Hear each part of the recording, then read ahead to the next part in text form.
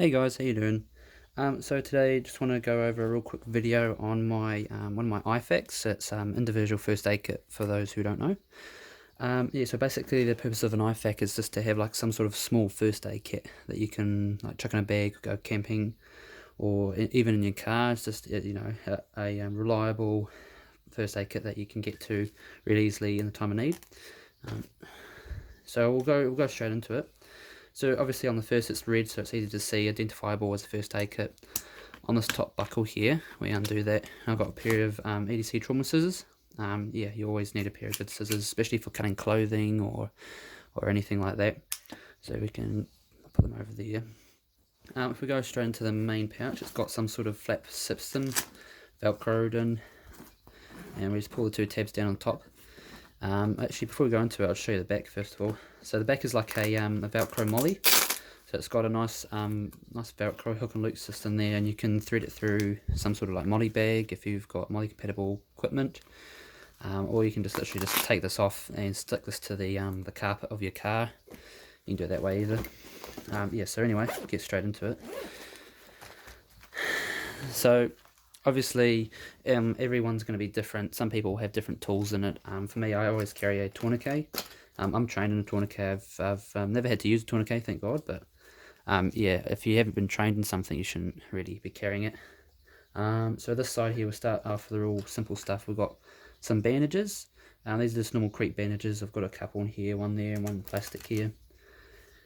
And I've got a thermometer as well. You never know when you might need a thermometer to check someone's temperature, make sure they're not getting too hot. These are just like little vials sort of things of saline solution. That's just for mostly cleaning wounds or irrigating wounds, so the dressings don't stick to them. Put that there. Yeah, I've got like a little disposable razor. That's just for like if you've got like a really hairy dude and you've got the cut somewhere there and you can't put a plaster on because it sticks to the hair, that's just a quick way of getting that hair off. Then I've got some Dettol antiseptic cream, obviously for like your minor abrasions, your minor cuts and all that stuff.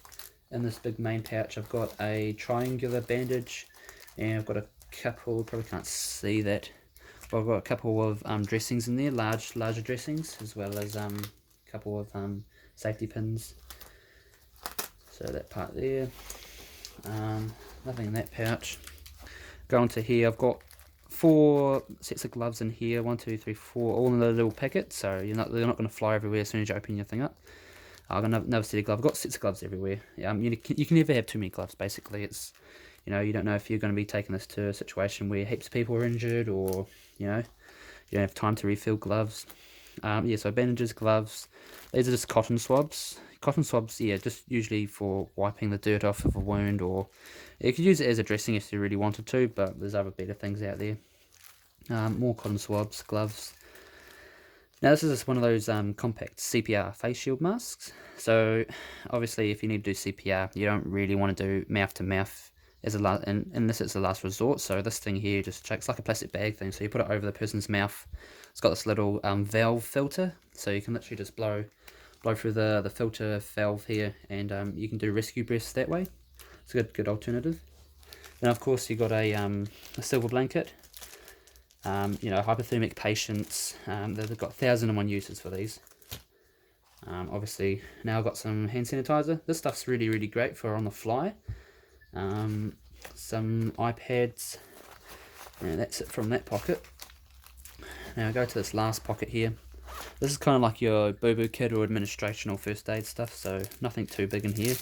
I've got some pivivid iodine swabs. So these things, you just break where that red line is, you break that, and then all this iodine will start to soak into the swab, and you can use it to applicate wounds and all that.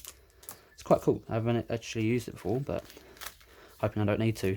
These are just alcohol prep pads, obviously for cleaning cuts and grazes and all that. Wet wipes.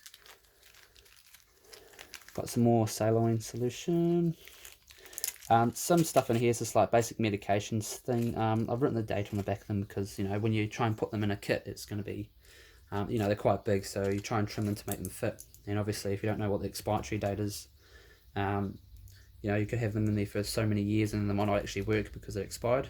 But yeah, I've just got ibuprofen, paracetamol, and I've got some Clarentine allergy relief if you get hay fever or anything like that. But yeah, other than that, it's just a couple of small non-stick wound dressing pads.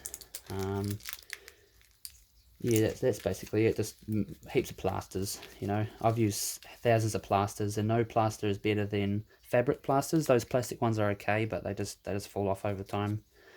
I find them quite useless, so I always go for fabric plasters. Anyway, thanks for listening and watching, and I'll hope to see you guys soon.